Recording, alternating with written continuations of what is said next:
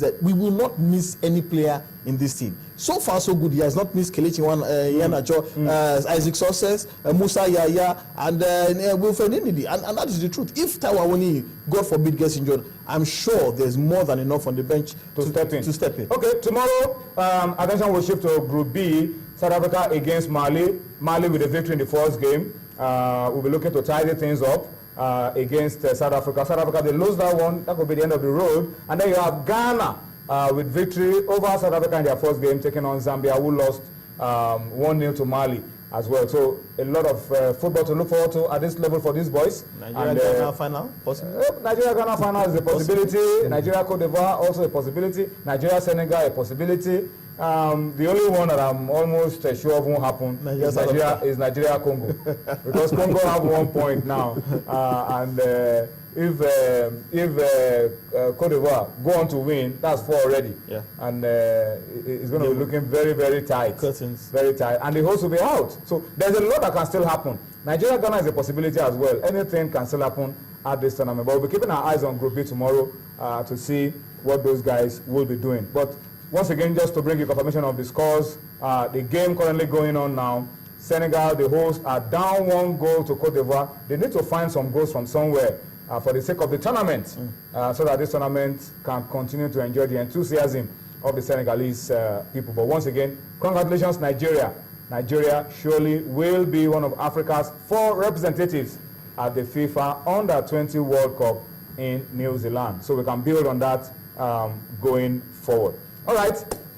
Let me see if I can read a few comments on Twitter. It looks like tweets are not loading at the moment, but we'll try to read. Once I'm able to get some tweets load on my system, I'll be able to read a few of them to you. We will go on a quick break now. When we return from the break, Tunde Koike will allow him to take a rest. Austin Okonakwa will be joining me. We'll be talking table tennis. At last, the ITTF Lagos World Tour is on. Haruna Quadri, just a few hours ago, played his game against an opponent from Benin Republic, and it was like a stroll in the park. It's getting better and better. But Nigerian athletes, Nigerian players are also pulling their weight. We'll talk more about that when Austin joins me on Sports Tonight. But we'll go on that quick break now. Come back for more. Join us again. Always starts with a good show of sportsmanship, but everything changes when it's time for action. Dave sucks it up and gets what a shot! Well, he's taken a narrow lead here over In this fast-moving world of sports, the moments are intense, exciting, engaging, and mind-blowing.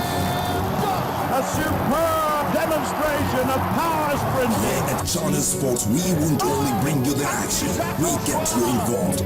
Through our different sports programs, we highlight your magical sporting moments, dissect the issues, let you share in the celebrations, and ultimately become the champion. Channel Sports, defining the moments of true sports.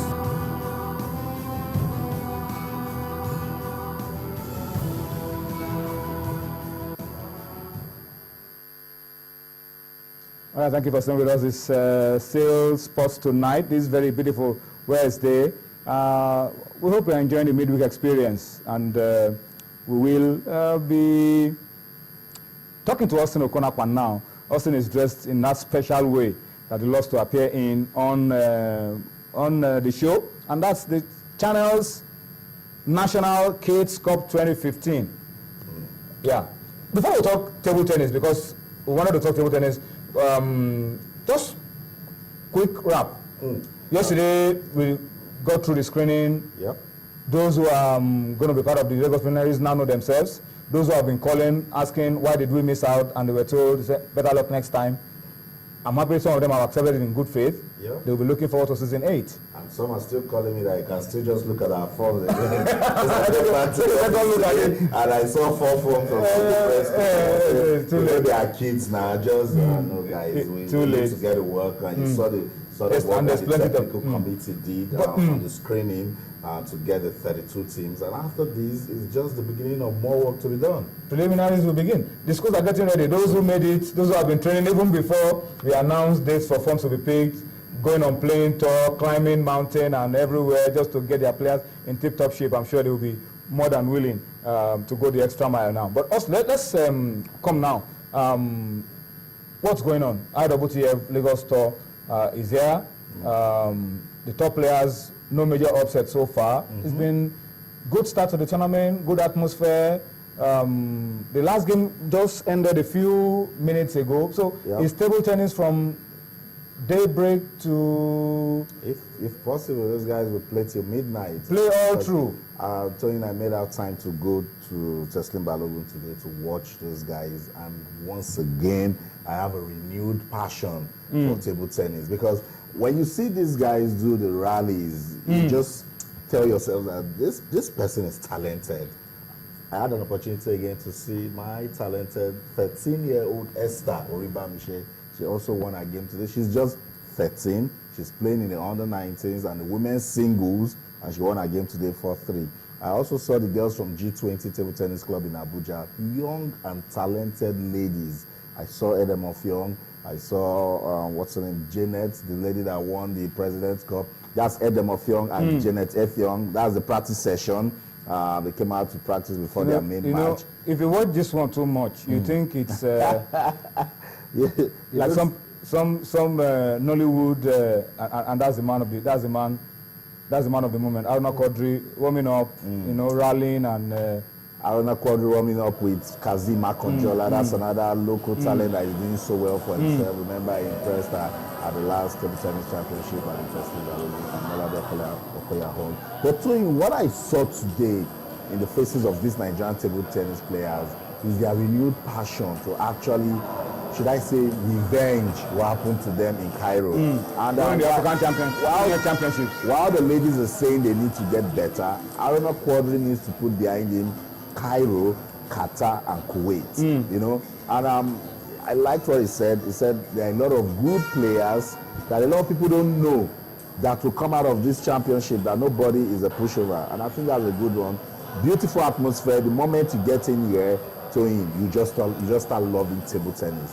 Once again, we need to say big ups to the Nigeria Table Tennis Federation. They're doing all of this. And if you find out the funding is not that admirable that they receive, but they're able to, organize this sort of championship. I spoke to the president of the Africa Table Tennis Federation, Sallay. He says that this tour is the one that most African table tennis players want to come to. And that's because the Lagos State government have made the pulse very attractive. That's it. So it's a good one. Again, that's Edem of Young. They came out, they were practicing. Today, we also saw Olajide Omotayo. He's based in Italy. He played and he won his game.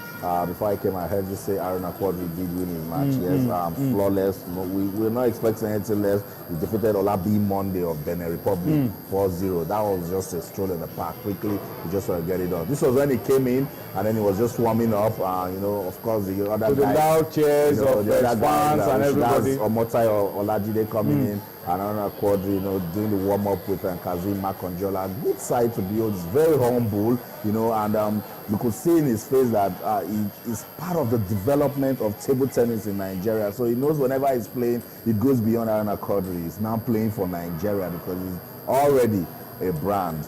For the ladies, they need to impress Toyin. They've not done so well from the Commonwealth Games.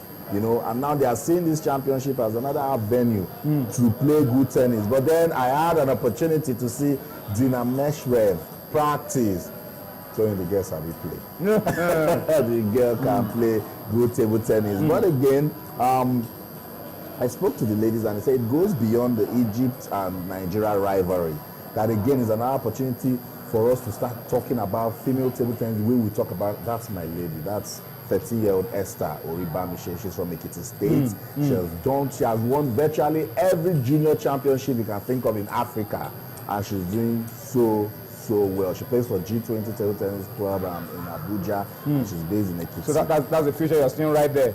That is the future of women's table tennis in Nigeria. I can say that with confidence because I spoke to her. I said, "What's your style of table tennis?" She said, "I'm the attacker." For her to even answer, the attacker. She is the attacker. She's fierce with her returns. She goes smash for smash, and this is just practice. And if you see, you could see that she means that, and you could see it in her face that she doesn't even like it, despite the fact that it is practice. So it's important we let people understand